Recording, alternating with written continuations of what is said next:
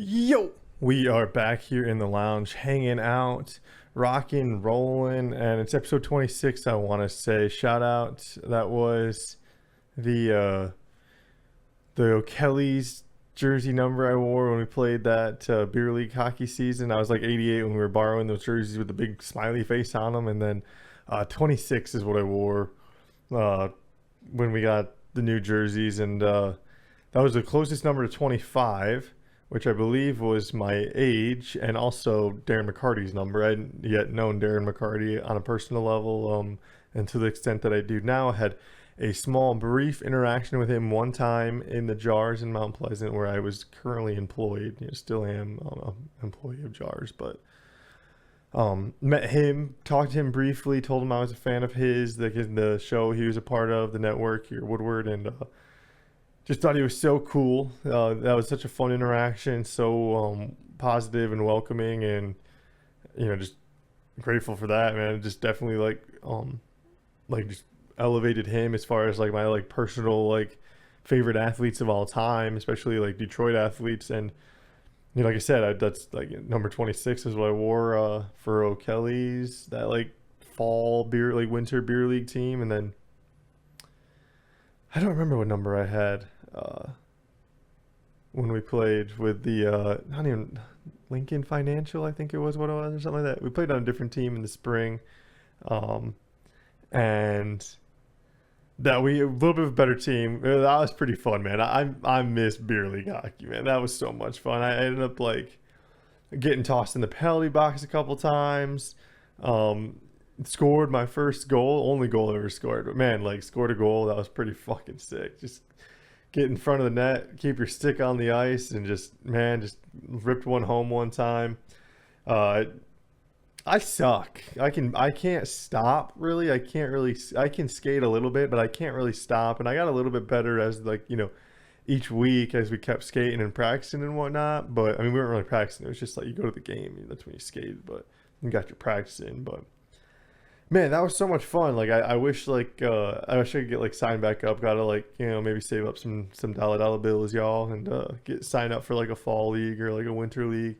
Could definitely talk to maybe my guy Sean about like a nice like beginner league to hopefully find myself into, because he's definitely a guy with a lot of hockey knowledge, or he might even have like someone he can help get me in touch with who could help maybe get me into a league where they can help kind of bring me in like as a baby bird under their wing, and kind of help develop a little bit from the skating standpoint, a little bit from the skill standpoint. I don't think like I'm the worst. Like I think from like a jumping off point, I think I did surprise a few of the guys to some extent. Like especially as the year went on, I definitely think they didn't see me as quite as much of a liability on the ice. So definitely appreciated that. Definitely like the encouragement. I had a lot of fun, man. It's hockey is such a fun, welcoming like culture and environment, and like I mean that's why I like hockey so much. It's also why I like NASCAR so much. Obviously, I grew up with NASCAR. My dad, he is a big NASCAR fan, and my mom is actually a pretty big hockey fan. Like she'd rock the Red Wings and watch the Russian Five. Like she like can name off most of those guys still, which is crazy because she can barely even like name, I think like maybe 10 athletes in general, from every sport, between like football, basketball, baseball, hockey. But like I'd say like 40%, 50% of that list might end up being like the Russian Five and a couple other like Red Wings. She'll know Tom Brady and Peyton Manning, and then like outside of NASCAR, like she'd know Dale Earnhardt and like Jeff Gordon and all of those guys too. But like yeah, I mean like, she might know like Michael Jordan, and like she's not like a big sports person, so not like her cup of tea. She likes like she likes her Vanderpump Rules, her Dance Moms when that was a thing, and those are some fun shows.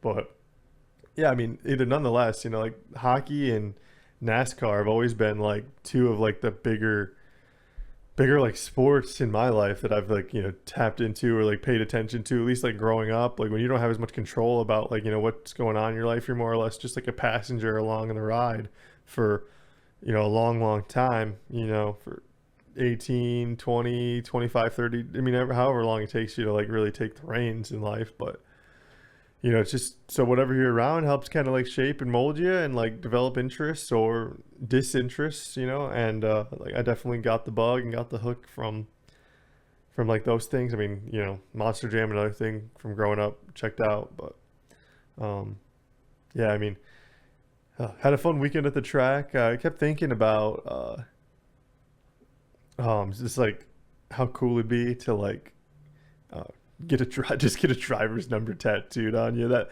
there's obviously people with driver's numbers tattooed on them. I just like that's something I'm probably not gonna do, but still like think it's kind of cool. I have one tattoo. I lost a bet in college from an old show podcast thing used to do, and it's just like the logo of the show we used to do.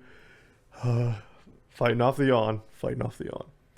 But yeah, we did like this like we made this like gambling game where we didn't actually like gamble like with actual like money or anything like that. We just kind of like created our own like basically like right or wrong. Like you got a point if you got it right, you got it if you got it wrong, you didn't get any points, and create this point system. And over the course of like several weeks in a season, we just tallied them up, and on like very dramatic fashion on the last week, um, the uh, the results ended up showing like like a complete flip, a major upset.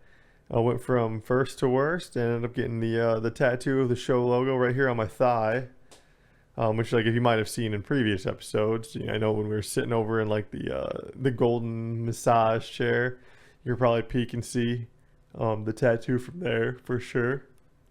But um, man, I for the longest time never really had a desire to get a tattoo. Once we made the bet, I was like, yeah, if I get one, I get one. It doesn't matter. And once I got it, I was like, man, that's so cool. I kind of want more, and I haven't had. It's been several years since I got this, and I definitely want some more. I kind of want to like wrap up my other thigh, and like I've been talking about this is weird. Like I want a giraffe print pattern, like just wrapping around this other thigh. I think it'd be cool.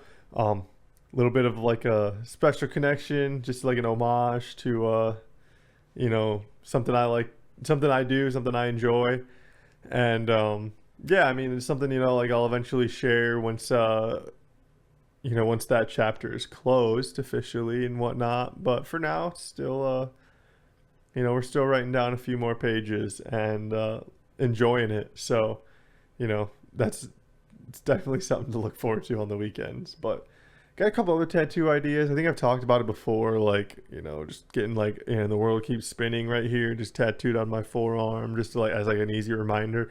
Although that's kind of cheesy and I don't think that's like kind of cringe. I don't think I'd ever do something like that. I kind of like the idea of like tattoos that um, you can cover up, but like are also not hidden entirely. Like the one on my thigh, like for the most part, like it's covered up, but like it'll peek out from my shorts and stuff like that, and I'm not ashamed of it or anything like that. I don't mind it. And the same thing with my others. I just like, I don't know, I feel like a script text for me, I'd get tired of it. I'm thinking of like the Nice Guys, and Ryan Gosling's character has "You will never be happy" like tattooed on his finger, and he's always like looking at that. And then at the end of the movie, like the never got like fucked up, and like it says "You will be happy," and he's like, "Oh yeah," it's like the aha moment at the end of the movie. But yeah, I don't know. Like I like those little reminders. I also like talked about like another tattoo I want right here on my forearm, and honestly, that's probably something I'd go with instead. It's like Maslow's hierarchy of needs, and just doing that little triangle, like almost. People probably like, is it the food pyramid? But it's like no, it's don't need to explain it. It's just like boom, have it right there, and damn, arm's really vascular, not in like a good way, but um, yeah, I mean just fuck, I forgot what I was talking about. Yeah, the Maslow hierarchy needs. That's the tattoo I really want right there. Probably simple and easy. Probably the next tattoo I get, honestly. Um, Something I think about a lot, like, and I think it's fun to recognize. I think it's not. I don't know if it's like important to recognize, but man, I mean, like, when you are, at least when I find myself struggling with stuff, I think it's fun to like, or like helpful to like just take a step back and like I love trying to dissect things. It's like, obviously like, it's like things will go wrong or things will go right. I love just like peeling it back. Like, where did they go wrong? Like, where did they go right? And then just like, how can you fix that? And just like focusing in on that. Because that's, I don't know, find it really interesting. But shout out my guy JB. I see him walking in here. So I'm going to wrap up right there. We'll call it quits. I think it's like a pretty short episode. But JB. Chase Lowe. Hell yeah. You coming in tomorrow possibly? Oh yeah. Hell yeah, I think T-Foss might be here too, so we'll get rocking and rolling with 3 mics, hopefully. Hell yeah. So, we'll stay tuned. Hopefully, like I said, we'll have a double guested episode tomorrow between JB and T-Foss. So, we'll see you alligators later.